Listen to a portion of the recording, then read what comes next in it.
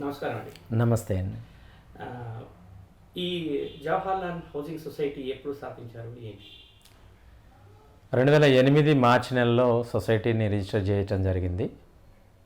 ఆ తర్వాత ఇందులో సభ్యత్వాల కోసం నోటిఫికేషన్ ఇచ్చి చాలామంది జర్నలిస్టుల నుంచి అప్లికేషన్ తీసుకొని స్క్రూటినీ చేసి ఫైనల్గా 1105 మంది సభ్యులు కలిగినటువంటి సొసైటీగా ఇది ఏర్పడింది. మరి ఇన్ని సంవత్సరాలు రావడానికి కారణం ఏమైనా కేసు? యాక్చువల్గా 2008లో ఇది సొసైటీగా ఏర్పడటానికి గల కారణం ఏంటంటే 2005-6 సంవత్సరాల్లో 522 GO 2005 or 6 not sure about it, but 522 జీవోని తీయడం జరిగింది గవర్నమెంట్ జర్నలిస్టులకిను, ఎమ్మెల్యేలకి, కలెక్టర్లకి, జడ్జీలకి.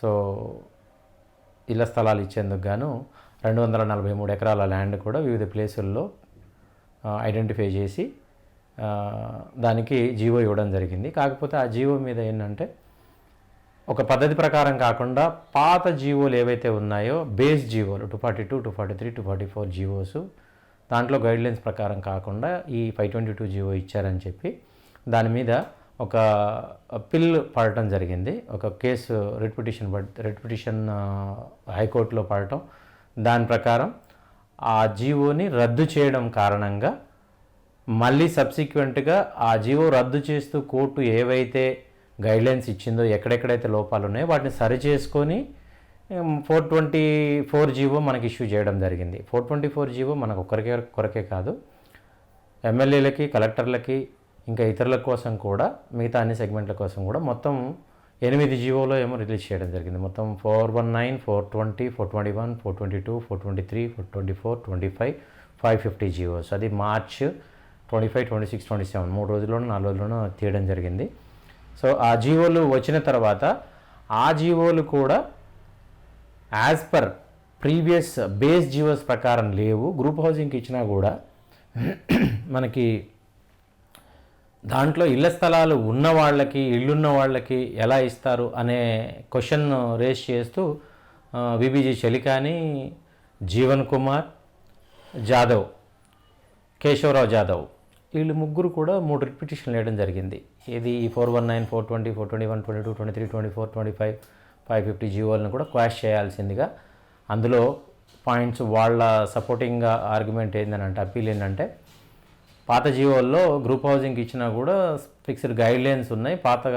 అంతకుముందు ఆర్డర్లో కూడా ఇళ్ళ స్థలాలు ఉన్న వాళ్ళకి ఎట్లా కేటాయిస్తారని దానికి స్పెసిఫిక్గా ఈ మనకిచ్చిన జీవోల్లో పాటించలేదని చెప్పి ఈ జీవోలను క్వాష్ చేయాలని వాళ్ళు అప్పీల్కి వెళ్ళడం జరిగింది.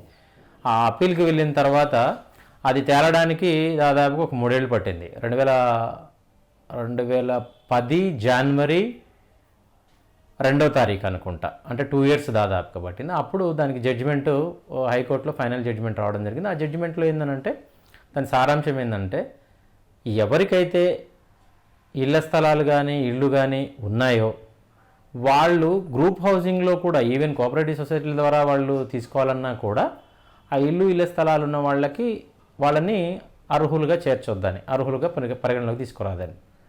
దానికి ఏం చెప్పారంటే, ఒక పాయింట్గా ఈ గ్రూప్ హౌసింగ్లో, ఈ సొసైటీ ద్వారా ప్లాట్ పొందాలనుకుంటే కంపల్సరీగా అఫిడవిట్ ఫైల్ చేయాలి. అఫిడవిట్లో క్లియర్ కట్గా మెన్షన్ చేయాలి ఏమని, నాకు ఎక్కడా కూడా ఇల్లు కానీ ఇళ్ల స్థలం కానీ లేదని మెన్షన్ చేయాలి. ఒకవేళ ఎవరన్నా కనుక తప్పుగా రాంగ్ అఫిడవిట్ ఇస్తే, ఉన్న సమాచారాన్ని దాచిపెట్టి రాంగ్ అఫిడవిట్ ఇస్తే కనుక వాళ్ళ మీద సివిల్ కేసులతో పాటు క్రిమినల్ కేసులు కూడా నమోదు చేయాలని చెప్పి ఆ జడ్జిమెంట్లో ఇవ్వడం జరిగింది. దాంతో మన సొసైటీ బాధ్యులుగా ఉన్నటువంటి వాళ్ళు ఎవరైతే ఉన్నారో వాళ్ళు దీన్ని ఎట్లా చేద్దాము అని చెప్పి అప్పటికే ఆలోచనలో ఉన్న టైంలో కలెక్టర్లు, ఎమ్మెల్యేలు, మిగతా సెగ్మెంట్ వాళ్ళు అప్పటికే సుప్రీంకోర్టుకి వెళ్ళిపోయాను, సివిల్ అప్పీల్కి వెళ్ళిపోయాను. స్పెషల్ పిటిషన్ వేసి సివిల్ అప్పీల్ వాళ్ళు వేయడం జరిగింది. మనం కొంచెం ఆలస్యంగా వెళ్ళాం. సో ఆ క్రమంలో వాళ్ళ తర్వాత అనివార్యంగా మనం కూడా వెళ్ళాల్సిన పరిస్థితి ఏర్పడింది. జనరల్ బాడీ పెట్టి మన వాళ్ళు, నేను యాక్చువల్గా ఆ జనరల్ బాడీలో అటెండ్ కాలేదు, నాకు అప్పుడు ఆ విషయం తెలియదు, కానీ తర్వాత తెలిసింది నాకు. మిగతా వాళ్ళతో పాటుగా మనం కూడా సివిల్ అప్పీలు వెళ్ళడం జరిగింది. వాళ్ళతో పాటుగా మనం ట్యాగ్ అయ్యి ఆ కేసు నిన్న మొన్నటి దాకా కొనసాగుతూ రావడం జరిగింది. కోర్స్ అది 2022 ఆగస్ట్ 25న మన ఒక్కరి కొరకు మన ఒక్క జీవో బయటపడినప్పటికీ ఇంకా మెయిన్ కేసు అనేది స్టిల్ అందులో మనం ఇంకా కంటిన్యూ అవుతున్నాం. సరే అవి కారణాలు ఏవైనా సరే ఇప్పటివరకు ఉన్న స్టేటస్ అది. సార్ ఉదయ్ గారు అని చాలా మంది పేరు వచ్చేసింది. అంటే మీరు ఉదయ్ గారు పేరు ఎందుకు రావాల్సి వచ్చింది? మీరు ఏ విషయంలో ఇన్వాల్వ్ అయ్యారు? అంటే యాక్చువల్గా నేను పేరంటే ఒక్క రోజుతో వచ్చింది కాదు. ది మెంబర్షిప్స్ తీసుకునేటప్పుడే కొన్ని ల్యాప్సెస్ జరిగినాయి. ఆ తర్వాత సబ్సిక్వెంట్గా ఈ జీవో రావడం, జీవో 424 మన కొరకు తీయటం, ఆ తర్వాత మన వాళ్ళు హైకోర్టు జడ్జిమెంట్ తర్వాత అందరి దగ్గర 2 లక్షలు కలెక్ట్ చేసినారు. ఎందుకోసం అంటే మనకి 2 చోట్ల 70 ఎకరాల ల్యాండ్ కేటాయించడం జరిగింది ఆ జీవో 424 ప్రకారం. నిజాంపేట 332 సర్వే నెంబర్లో 32 ఎకరాలు, పేట్ బషీరాబాద్ 25/2 సర్వే నెంబర్లో 38 ఎకరాలు కేటాయించారు. ఆ సర్వే నెంబర్లలో నిజాంపేటలోనైతే 20 గుంటలు ఎంక్రోచ్మెంట్ ఉన్నదని రాయడం జరిగింది. ఆ కాకతీయ క్రషరు నరేంద్రబాబుది ఏదైతే ఉన్నదో అది మొన్న రీసెంట్గా 2022 నవంబర్ నెలలో ఫైనల్ ఎవిక్షన్ ఆర్డర్ పెట్టి తీసుకొని అతను మొత్తం ఖాళీ చేయించడం. ఆ ఏరియా ఆ 20 గుంటాసు ప్లస్ పేట్ బషీరాబాద్లో ఇంకా స్టిల్ మనం పొజిషన్ హ్యాండ్ ఓవర్ తీసుకోలేదు, గవర్నమెంట్ నుంచి ఇంకా రాలేదు. దాంట్లో ఎకరం 10 గుంటలో 15 గుంటలో ఎంక్రోచ్మెంట్ ఉన్నట్లుగా మెన్షన్ చేయడం జరిగింది.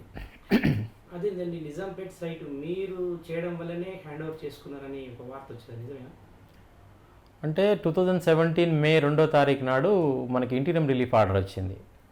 రిలీఫ్ ఆర్డర్ కంటే ముందు కొంత కసరత్తు జరిగింది. అంటే నన్ను కొంతమంది మిత్రులు, కొంతమంది అంటే నాయకులుగా ఉన్నవాళ్ళు పిలిచి 2015-16 టైంలో అంటే తెలంగాణ సపరేట్ స్టేట్ ఫామ్ అయిన తర్వాత ఈ జేఎన్జే మ్యాక్స్ సొసైటీ నుంచి మనం విడిపోయి సపరేట్ సొసైటీ పెట్టుకుందాము, ఇందులో చాలా ఇవి ఉన్నాయి కదా, మనకి ఎందుకు ఇందులో కొనసాగటం మనకు అవసరమా, మనకు ప్రాధాన్యత లేని సొసైటీలో అని చెప్పి కొందరు నాయకులు అనడం జరిగింది. దానికి నేను తీవ్రంగా వ్యతిరేకించిన. అక్కడదక్కడే ఆన్ టేబుల్ అక్రాస్ ద టేబులే ఈ ప్రపోజల్కి నేను అంగీకరించను. ఎందుకంటే నాతో పాటు డెస్కుల్లో, కెమెరా డిపార్ట్మెంట్లో, రిపోర్టింగ్లో, ఇంకా డిఫరెంట్ డిపార్ట్మెంట్లో పనిచేసిన వాళ్ళు ఎలాంటి ఆర్థిక స్థితి గతులను వాళ్ళు అనుభవించారో నేను పర్సనల్గా చూసిన. బస్సు కిరాయిలకి, ఛాయలు తాగడానికి డబ్బులు కూడా లేకుండా పక్కన వాళ్ళ మీద ఆధారపడినటువంటి మిత్రులను కూడా నేను చూసిన. అది నిజంగా చాలా బాధాకరమైన విషయం. నేను జర్నలిజంలోకి వచ్చిందే సొసైటీకి ఏదన్నా మంచి చేయాలి అన్న కాన్సెప్ట్తో వస్తే అసలు జర్నలిస్టుల పరిస్థితే అంతంత మాత్రంగా ఉన్నదన్నది నాకు కొన్ని సంఘటనలు చాలా బాధ అనిపించినాయి. సో ఆ క్రమంలో ఏదన్నా జర్నలిస్టుల కోసం చెయ్యాలి అనేటువంటి ఒక ఆలోచన అనేది క్రియేట్ కావడం జరిగింది. అసలు సొసైటీ కోసం ఏం చేయడమో కాదు సంగతి దేవుడరు, కానీ మన జర్నలిస్టుల కోసం ఏదైనా చేయాలి అనే కాన్సెప్ట్కి నేను రావడం జరిగింది. ఈ నిజాంపేట్ సైట్లో కబ్జా జరిగిందని మీకు ఎలా తెలిసింది? దాని గురించి మీరు ఏం ప్రయత్నాలు చేశారు? అంటే 2017 మే 2వ తారీఖు వచ్చిన ఇంటీరియం రిలీఫ్ తర్వాత నేను ఢిల్లీ నుంచి వచ్చి కొన్ని రోజుల తర్వాత సెక్రటేరియట్కి వెళ్ళడం జరిగింది. అంటే కొన్ని రోజుల తర్వాత అంటే ఆల్మోస్ట్ ఒక 15 days to 1 month తర్వాత గ్యాప్ తర్వాత అనుకుంటా. అయితే సెక్రటేరియట్లో నేను అనుకున్నది ఏంటంటే, నేను ఎంక్వైరీ చేసింది మా సొసైటీ తరపున ఏదన్నా representation according to supreme court interim relief order ఇది ఇంప్లిమెంట్ చేయండి, ల్యాండ్ పొజిషన్ హ్యాండ్ ఓవర్ చేయమని ఏమన్నా అప్లికేషన్ వచ్చిందా రాలేదా, వస్తే అది ఎవరిచ్చారు అనేది తెలుసుకోవాలని చెప్పి వెళ్ళడం జరిగింది.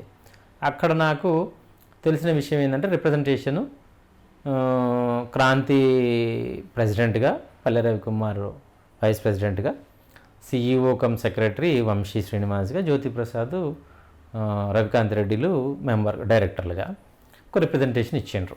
అది అకార్డింగ్ టు ఇంటీరియం రిలీఫ్ ఆర్డరే సపోర్టింగ్ డాక్యుమెంట్స్ పెట్టి గతంలో ఏం జరిగిందనేది మొత్తం సొసైటీ పెట్టిన దగ్గర నుంచి ఈ ల్యాండ్కి సంబంధించిన వివరాలన్నీ మెన్షన్ చేస్తూ వీళ్ళు అప్లికేషన్ ఇచ్చిండ్రు. ఆ అప్లికేషన్కి సంబంధించిన ఆ ప్రాసెస్ ఎంతవరకు వచ్చింది అని అంటే, అది జస్ట్ అప్లికేషన్ ఇచ్చిండ్రు అంతే, అక్కడి నుంచి ఎటు కదలలేదు, అక్కడే ఉంది. అది అక్కడ నుంచి నా వర్క్ స్టార్ట్ అయింది. ఇంకా అక్కడ నుంచి నాకు తెలిసినటువంటి సోర్సెస్లో ప్రిన్సిపల్ సెక్రటరీ గారిని కలవడం, ఆ డెప్యూటీ సెక్రటరీ గారిని కలవడం, సెక్షన్స్లో వాళ్ళతో ఇంటరాక్ట్ కావడం. సో వాళ్ళకి ఈ కేసుకి సంబంధించి యాక్చువల్గా అన్ని విషయాలు తెలియకుండే, ఈ 424 జీవో, ప్రీవియస్ హిస్టరీ, అంతకుముందు 522 జీవో క్రాష్ కావడం, ఈ 424 జీవోకి సంబంధించినటువంటి ఆర్డర్కి సంబంధించినటువంటి విషయాలు కొన్ని వాళ్ళకి ఫైల్స్ వెంటనే ట్రేస్ కాలేదు కూడా. అప్పటి వాళ్ళు నా దగ్గర ఏమన్నా దీనికి సంబంధించిన ఇన్ఫర్మేషన్ ఉందంటే అప్పటికే నా దగ్గర ఉన్నటువంటి కొన్ని విషయాలు వాళ్ళకి తెలియపరచడం జరిగింది.